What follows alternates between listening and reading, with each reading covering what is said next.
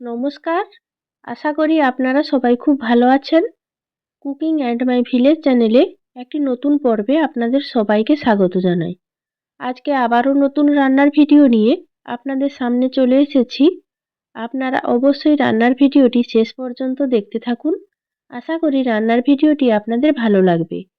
আর রান্নার ভিডিওটি যদি আপনাদের ভালো লেগে থাকে তাহলে অবশ্যই সাবস্ক্রাইব করে পাশে থাকবেন। আজকে নিরামিষ থোড় রান্না করব। বাগানে একটা কলার কাঁদি হয়েছিল, কলা তো খাওয়া হয়ে গেছে, আর গাছ থেকে থোড়টা বার করে এনেছি। আর বার করে এনে এইভাবে ছোট ছোট করে কেটে নিয়েছি। থোড়গুলো কাটার পর একটা কষ ভাব থাকে, তাই লবণ ও হলুদ জলে বেশ কিছু সময় ডুবিয়ে রেখেছিলাম। তারপর পরিষ্কার জল দিয়ে ভালো করে ধুয়ে নিয়েছি থোড়গুলোকে রান্নার জন্য। আর থোড়ের রান্নাতে দেওয়ার জন্য নিয়েছি আলু। কিছুটা আলু এইভাবে ছোট ছোট করে কেটে ধুয়ে নিয়েছি। আর নিয়েছি কিছুটা কাঁচা ছোলা। ছোলাগুলোকে বেশ কয়েক ঘন্টা আগে ভিজিয়ে রেখেছিলাম, ভালোভাবে ভিজে গেছে। প্রথমে আমি থোড় রান্নার জন্য থোড় সেদ্ধ করে নেব। কড়াই বসিয়ে দিয়েছি। কড়াইতে দিয়ে দিচ্ছি পরিমাণ মতো জল। কিছু সময় পর জল গরম হয়ে গেছে।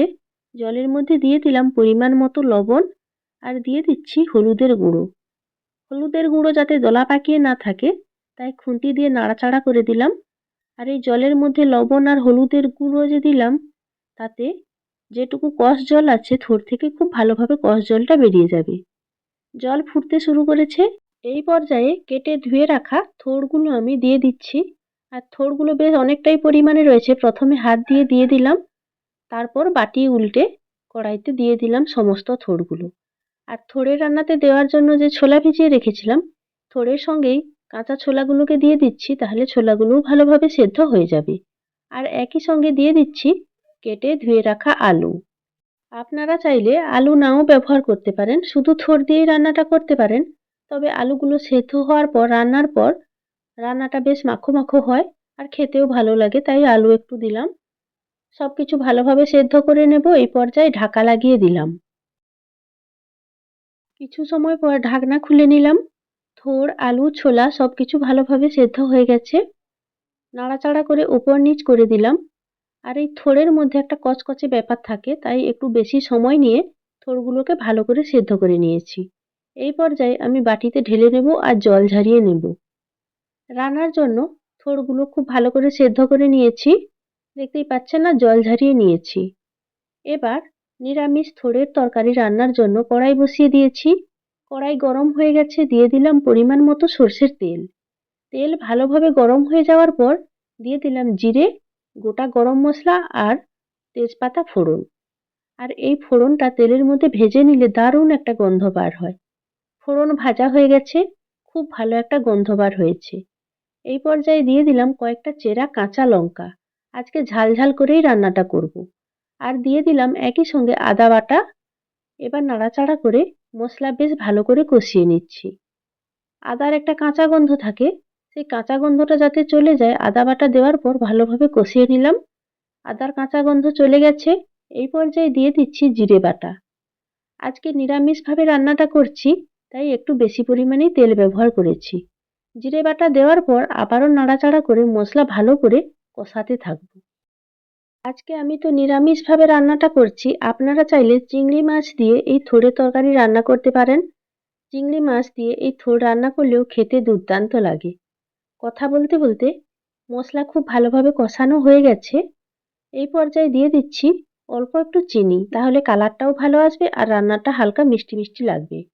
রঙের জন্য দিলাম কাশ্মীরি লঙ্কার গুঁড়ো, দিয়ে দিলাম পরিমাণ মতো হলুদের গুঁড়ো, দিয়ে দিলাম একটা টমেটো কুচি, আর দিয়ে দিলাম পরিমাণ মতো লবণ। এই পর্যায়ে অল্প একটু জল দিয়ে দিচ্ছি।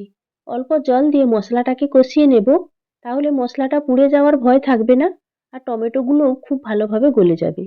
অসময়ে টমেটো, তাই টমেটোগুলো গলতে একটু বেশি সময় লাগে। তাই অল্প জল দিয়ে দিলাম, তাড়াতাড়ি টমেটোগুলো খুব ভালোভাবে গলে যাবে আর মশলাটাও বেশ ঘন হবে।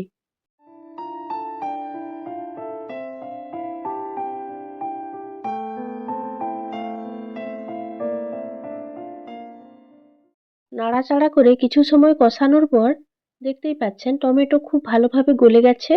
আর মশলা কষানোর পর খুব সুন্দর একটা কালার এসছে। মশলা থেকে খুব ভালোভাবে তেলও ছেড়ে গেছে। নিরামিষ রান্না হলেও মশলা কষানোর পর খুব সুন্দর একটা গন্ধ বার হয়েছে। এই পর্যায়ে সেদ্ধ করে রাখা থোড়, আলু আর ছোলা দিয়ে দিলাম। এবার সবকিছু দেওয়ার পর নাড়াচাড়া করে উপর নিচ করে দিচ্ছি।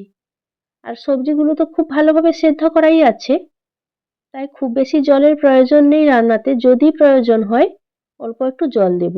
মশলার সঙ্গে নাড়াচাড়া করে সবকিছু বেশ ভালো করে কষিয়ে নিচ্ছি। আর এইভাবে আজকে কিছু সময় অন্তর সবজিগুলোকে নাড়াচাড়া করে কষিয়ে কষিয়ে রান্নাটা করব। এই পর্যায়ে আমি 5 মিনিটের জন্য ঢাকা লাগিয়ে দিলাম। প্রায় 5 মিনিট পর ঢাকনা খুলে নিলাম। দেখতেই পাচ্ছেন সবজি থেকে অল্প একটু জল ছেড়েছে। সবজিগুলোকে আবারও নাড়াচাড়া করে উপর নিচ করে দিলাম, না হলে কড়াইয়ের নিচে লেগে যেতে পারে। তাই ভালোভাবে নাড়াচাড়া করে উপর নিচ করে দিলাম। আর থোড়ের মধ্যে যেহেতু একটু কচকচে ভাব থাকে, তাই আবারও একদম সামান্য পরিমাণে জল দিয়ে দিলাম। তাহলে অল্প একটু জলে আরও একটু সেদ্ধ হয়ে যাবে থোড়। এই পর্যায়ে আবারও আমি 5 মিনিটের জন্য ঢাকা দিয়ে দিলাম। আবারও প্রায় 4-5 মিনিট ঢাকা লাগিয়ে রেখেছিলাম। ঢাকনা খুলে নিলাম। আর দেখতেই পাচ্ছেন আমি যে অল্প জল দিয়েছিলাম, জল খুব ভালোভাবে শুকিয়ে গেছে আর তরকারিটাও বেশ মাখো মাখো হয়েছে। ঢাকনা খুলে আর একবার ভালোভাবে নাড়াচাড়া করে ওপর নিচ করে দিলাম। যেহেতু নিরামিষ রান্না করছি, নামানোর আগে উপর থেকে দিয়ে দিচ্ছি আমি 2 চামচ মতো ঘি। আর এই ঘি দিলে নিরামিষ রান্নার স্বাদ দ্বিগুণ বেড়ে যায় আর গন্ধটাও বেশ ভালো হয়, আপনারা তো সবাই জানেন। ঘি দেওয়ার পর আবারও একটু খুন্তি দিয়ে নেড়েচেড়ে দিচ্ছি, তাহলে পুরো সবজি তরকারিটার সঙ্গে ঘিটা ভালোভাবে মিশে যাবে। আর ঘি দেওয়ার পর আরও ভালো একটা গন্ধ বার হয়েছে। এবার আমি তরকারিটা বাটিতে তুলে নিচ্ছি। তৈরি হয়ে গেছে গরম গরম নিরামিষ থোড়ের তরকারি। এই তরকারি নিরামিষ হলেও খেতে দুর্দান্ত লাগে। আর থোড় প্রচণ্ড উপকারী একটি সবজি, আপনারা তো সবাই জানেন। প্রচুর পরিমাণে আয়রন থাকে, বিশেষ করে মহিলাদের জন্য এই থোড় খাওয়া প্রচণ্ড উপকারী। অনেকে আবার গ্রামের দিকে থোড় ভিজিয়ে জল খায়, এই জলটাও খাওয়া খুবই উপকারী। আশা করি থোড় রান্নার ভিডিওটি আপনাদের ভালো লেগেছে। রান্নার ভিডিওটি যদি আপনাদের ভালো লেগে থাকে তাহলে অবশ্যই লাইক, শেয়ার ও কমেন্ট করে পাশে থাকবেন।